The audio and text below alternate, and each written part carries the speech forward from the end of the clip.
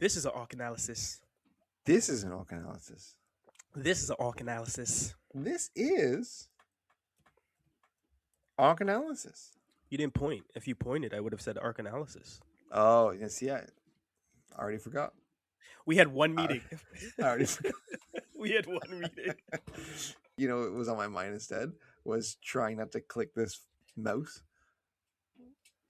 because it picks up on the mic. Yes, Statboy has a problem with the clicks.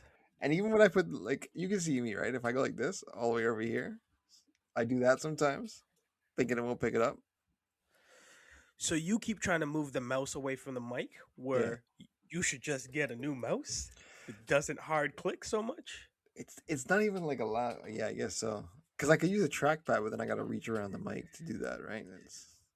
Poor Coke and his first world problems. I got to use the this. trackpad instead of a mouse. I was just gonna say that. It's like this is my life. This is my hardships. And then if I hit the cable, anyways. No, tell him about the cable. No, because then it makes that weird noise. If I hit the cable, that's like the most irritating. It's the bane of my existence. Anytime I edit, I'm like, yeah, because it's always the person talking that does it. Correct. Right. And you just hit that seat, and sometimes it's my seat, but a lot of times, did you hear that? That's your click, and it'll pick up that squeak from your chair as well, which is amazing. We just sit there in silence, not move. I say the podcast where they're doing everything, and it picks up nothing. Or they have really good editors. I was gonna say no. I know a podcast that doesn't do any editing, and I can't hear shit from them. So I don't know if they have like the best mics in the world that you can probably do because they're well off. They could just pick up voices. I don't know if that's possible or not, but hey. But one guy does do this a lot. He'll rub his beard in the. And you can hear them. Yeah, I don't like that. But I was gonna say, hey, audience, if you want to support us and send us money or mics for better quality audio, and or, you can find us at New Meats. Don't forget to like, share, and subscribe wherever podcasts are heard. Also, give a follow on Comic Patrol Pod at Instagram and Comic Patrol Pod on YouTube. Hit us up at comicpatrolpod@gmail.com if you want to add a submission for a future ARC analysis. The Wake, Volume 1, published by Vertigo Comics with DC Comics 2013, written by Scott Snyder, drawn by Sean Murphy. A group of scientists are gathered and taken to a ghost rig on the floor of the ocean, all to research an underwater specimen that the government had stumbled upon. That's the gist of it. There's way more than that, but I like to, when I give a little synopsis, I just try and get the bare bones down. Bare bones. Your synopsis is the clearest linear thing that we get to read in this first arc. Yeah. I got this when it was coming out. So I have all 10 issues here. 5 for the first volume, 5 for the second volume. And I got it because Snyder was writing, I believe he was writing Batman at the time. I like this work, so I'm like, I'm going to check this out. Because this looks cool. The first cover with the big fish hand looks dope, right? So let's get that. Looks kind of horror-y. And then the first issue was awesome. I was like, they recruit. It's like a movie, right? She's out in this ocean. She's like this whale specialist who studies whale calls, and she's talking to her son. It's like kind of like Jurassic Park-ish. And then it's like all of a sudden, like the chopper comes from behind. It's like, hey, we need you. I'm assembling a team of scientists. They go and things kick off. They go down to the bottom of the ocean. And it's like, this is really cool. It's like a movie.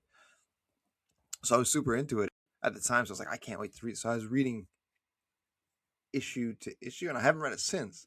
I came back now and just read the first 5 together. And I feel like reading it once a month is better. Agreed. Right? Because every issue ends on like not quite a cliffhanger, but it's like, the endings for the issues, for the most part, are really good. And I would argue sometimes that's what's jarring for me. The way that they end it, the way that they break it is so... If I didn't have the next chapter, I'd be like, what's going on here? Because often it's just stuff that doesn't seem connected to the issue that you're reading. But if you're getting all 5 together, then there's sort of a flow. But I don't really like how the chapters break within each issue. And the flashbacks and the B storylines, I don't think are needed at all. Yeah, because there's like there's like a glimpse into the future. I don't even know if you realize it's the future at the first, because like the first couple of pages are the future, and then there's like the main present story, and then there's some caveman flashbacks as well. Why? That goes hand in hand because Lee Harper, the main character, she mentions that because they find this fish person, right? They go down to this oil rig and they're assembled to basically study this fish person. Um, and her thoughts are like maybe, which I thought was actually super cool, by the way. Her thoughts are that maybe it's like a prehistoric tribe of humans that kind of branched off and started to live more towards the water and then evolved into some sort of mer Right. people. I'm like, that's cool. They should explore that. So then they have the flashbacks showing different tribes, and it's like, oh, this is cool. Like this is actually what happened, or they lead you to believe that's what has happened. So that's why didn't mind the flashback, because it was like there's two tribes. There's one that's more like classic caveman. There's other ones that are kind of more they stand upright. They're more advanced. It's like, oh, those must be the fish people that they become. It's never really confirmed. It's just kind of flashes, which is kind of confusing, but that was my interpretation of the What flashbacks. for me, that's kind of jarring for the story because they're building pace, mood, and atmosphere with the present story that's going on. That every time that they jump to prehistoric, it takes me out of what's currently happening. And because it's such a red herring, it does nothing for the story and the tension that they're building that I have to get thrown back into the tension. And they do a good job with like when it gets rough, it gets super rough. But for me, this could have just stayed with them underwater and then getting deeper and deeper Mhm. and more tension building. I think it would have had a better story. Like this is a first arc that wants to set a lot of ground pieces, but it doesn't really need it because if you're just playing it as, and we were talking about the movies that we filled at reference, Aliens, Abyss, The Thing a little bit, and then what was the one that you said? I said Alien, right? For this volume, anyways. We haven't read the Yes. second one yet, but that's I liked the fact that it was like dark and claustrophobic and the walls are closing in and it's not even walls, right? It's ocean bottom. So like you can't escape and they think it's one and then one turns into many. For them to flash back to prehistoric times and the whole color palette changes.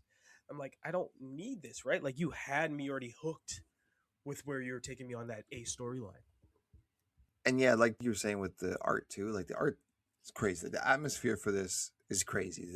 The eerie kind of, like you said, Alien. There's a vibe to it where they're stuck in an oil rig, a ghost rig. Sorry, so a Mm-hmm. ghost rig is, for anybody who doesn't know, is like an oil rig on the bottom of the ocean that nobody's supposed to know about, and it pumps oil. It obviously works, but it's just kind of a hidden thing that isn't sanctioned or whatever. So nobody knows about it. So if something goes wrong down there, you can't really call for help.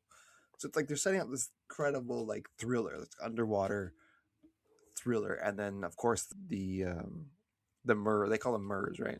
So the merman breaks out of his holding, and then it's like that's where I got the alien vibe, right? It was like, okay, Right. they're in this oil rig, nobody can help them, and there's like this merman creature going around like trying to kill them off. That's not exactly what happens though, which is No. where I got disappointed. I was like, man, this is so cool. They're building all this tension. I was like, this is crazy, but I think it goes too fast.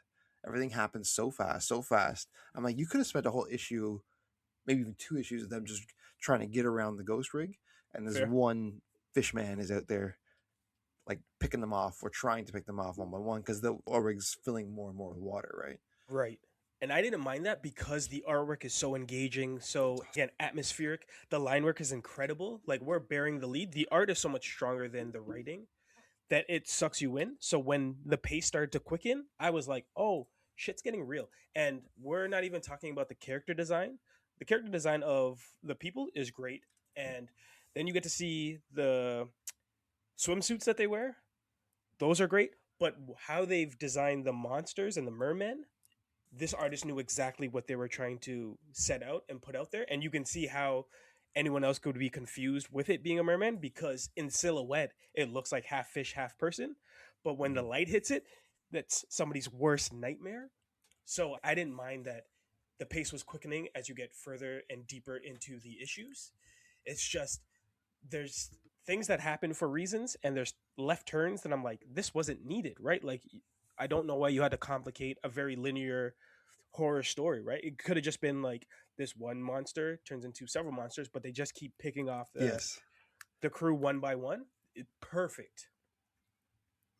but it's instead it's like this one monster becomes 800 monsters and then a giant monster. I was like, what? What is going on? And then it seems so futile, right? Which I love because there's no escape from this ghost rig Right. at the bottom of the ocean where all these underwater monsters are trying to eat you. And so it ends kind of like with this what you think is like a suicide mission. Right. This is actually perfect. This works so well, but it just all happened so fast. I'm like, man, like I could have enjoyed this. This could have been like it's a 10-issue volume or it's a 10-issue book, two volumes of 5 issues, but this volume could have been 10 on its own if they wanted to just kind of explore the team dynamic a bit more, explore like because the thing breaks out in like the second issue, right? Yeah. And like you don't have to do that. They could just study it a bit more, kind of get to know it, maybe build up some resentment between it and specific people. Like the one guy is like leaning in and he headbutts the glass, right? Like you know what I mean? Like he doesn't like you for some reason, and it's Right. you to kind of build that up. But the creative team, or at least the writer, had something he wanted to tell, I Right. guess, for better or for worse. But it's an interesting book because it's touches greatness. It It's so touches close to greatness. being such a perfect book. Yeah. And a lot of And that is with the art and the direction of the shots that the artist and the creative team choose. Like the moment where they're all standing in like knee high water and they're isolated in the dark and there's just this one light and there's no words, but yeah, you get all the horror that they get of like there's nowhere else to go. And they're waiting in the water that something's gonna pop up and get them. Like you were saying in the beginning, like it's like a movie. They had a movie here. They had like yeah, a box office winner, provided they didn't want to add all these extra pieces into it. So I don't know if this is one of those books where we would say could have used the editor. I disagree with the fact that you wanted a slower pace. I didn't mind that it ramped up because once you're at the bottom of the ocean, you don't know what's down there. So hmm I wasn't mad that dude squatted up as soon as he could yell out the shriek. And once the shriek came, it was like, okay. And yeah, I like the way that, again, the art shows the school of fishes, I guess we're going to call it, because I don't know what to call a group of mermaid monsters. But when you see all of them just start swimming overhead, you're like, they're not going to get out of this. This is the yeah, worst nightmare at the bottom of the ocean, right? yeah, So I like how each character has their own voice yeah. and their own reaction to what's happening. But I completely understand why systematically each one of them had to die for whichever reason, right? So I enjoyed that. Yeah, it's crazy. And like I said, I read this book back when it was new 13 years ago. It's, if nothing else, it's super memorable. Like, I never Yes. forgot this book. It stuck with me. It's been in line for this arc analysis stuff since we started it. It's just been pushed. Like, I was just trying to find the right moment for it because I knew we had to do both volumes together. So it's memorable. And I remember this first volume, I loved it. And then I was like, didn't know where it was going to go because once it ends, like I said, it ends on like what you think is basically a suicide mission, Right. and it's like, okay, well, there's still a whole other arc to go. So where do we go from here? Which I guess we'll get to next time. But it's such an interesting story. It's an interesting book, if nothing else. And so coded with abyss and aliens, so like you'll Yeah. read it and you'll see certain things. Like I can't remember which character is driving that power loader that Oh Ripley yeah, has. yeah, yeah, yes, It's yeah, same color scheme and it's got the same. I was like, okay, so you can see where the homages are coming in and you can see the terror that they're trying to get to. Just stick with that story. Like that's a perfect story. Like there's nothing more sinister and creepy than being in a place that you're unfamiliar with, trapped with something that you thought you were in control of, but in actuality, it's reverse. They're in control the whole time and you have no way out. You don't need more than that. And yeah, the artwork keeps shining the fact that everything is claustrophobic, everything is dark, everything is kind of dire, and you're so submerged because this is one of the best books that I've seen use black. yeah, It's its own character because the way of how they isolate specific panels and they shrink characters and they move, like the paneling moves so differently, like it'll move vertically and then squeeze the panel and the page tighter just so you can see the character, and then you'll see a close up of the monster and the line work and how it's coming out of shadow. Like it's so close to being one of the most memorable books we've ever read. Yeah. But they just do these weird little things. I was like, why did you write this? Like, why insert this? Like, why just streamline it and just keep killing people? They Yeah. could have even had a 2 times bigger crew just so you could kill them off to get to one. And that's what I was hoping for too. Is like when I say I wanted a little stretched out, a little slower pace, I wanted more of like, oh no, now we have to get to the east side of the rig to operate this button, but we got to go through the water, and then there's things there, and they got to get around it. Right? There's more like make it like almost like a video game in that sense. Like we got to get over here now. Now we got to get over here, but we don't get that necessarily. We get flashes of that, but that's kind of what I was wanting when I say a bit of a slower pace. To your point, I wish we had a better understanding of the space and the kind of the map of on the ghost rig so we know where they are in proximity to what's happening, Mm. because it's such a good world building book to understand like they're only in, let's say, the bridge while everything is closing in on them, that help the tension for the reader.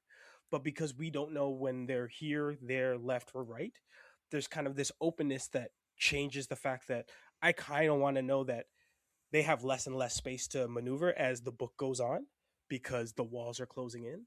So like that's one of the things that kind of took me out, right? Because they have these amazing panels where they show like I guess above ground and like all the rigs that they're building. Like this is all the space they have to maneuver, and this is where that one monster is. But just like in Aliens, right? Aliens, where they Yeah, have that Alien. little. Okay, now I'm referencing Aliens because it Oh, turns okay. into Okay. several mermen or mers Yes. when Okay. when they did that radar and it was like beep beep beep and they're Yeah. getting closer. Like imagine that with the amazing art styling that we got to see here, right? So this is us looking for like small nitpicks, Yeah. But the way it ends too, I was really hoping we would see what happens on the surface, right? because this whole book is underwater, and then it's like, okay, you know, shit hits the fan at the end. And it's kind of like, okay, well, what's gonna happen to the surface if these things get out and freed? And it kind of ends there. So it when you get to the ending, it there is a bit of a feeling of like incompleteness. At the same time, though, it does have an ending, so you could stop there. It's like, oh, and just use your imagination for what's left. And the ending kind of parallels how they end each book. So we're getting coded to how the author and creative team were going to close out each chapter. I can't stress enough how much mood is in this and with the color palette. And by the time we reach book's end, the color palette almost reverse. So while we were dealing with blues, blacks, purples, and like a few magentas, by the end and the kind of suicide mission that could be, couldn't be, I don't know. We have to wait to the next issue to find out. There's bright oranges and reds, and there's like this explosion of color that sensory, like it was such a good exclamation point to the sentence that the artist was building up to. Yeah. We rate these on a good or bad basis. Boom for good, ba for bad, whoosh for what did I just read. There's a lot going on here, but I wasn't confused. So it's a boom for me. I will say the first time I read it, it wasn't as strong, but because we had recording issues, I got a chance to read it again. And that second read is so much more enjoyable because I kind of understand the ins and outs. Yeah, that's what I want to ask you is why would you like it more the second time? Like, what stood out? I understood the flow of what's happening, right? Like there was less guessing and more I'm paying attention to this specific character because I know what happens to them Mm. down the line. So you can kind of see what the author's trying to set up. Now, we already talked about what doesn't really work, but the characterizations of each character, That's great. the way that they befall and how they befall is so much more satisfying after knowing it, right? It's like watching a scary movie and I said The Thing, like the first time I watched The Thing threw me for a loop, but the second time you watch The Thing, you notice all the little stuff that Carpenter was planting along the way to get to that ending that I have to boom.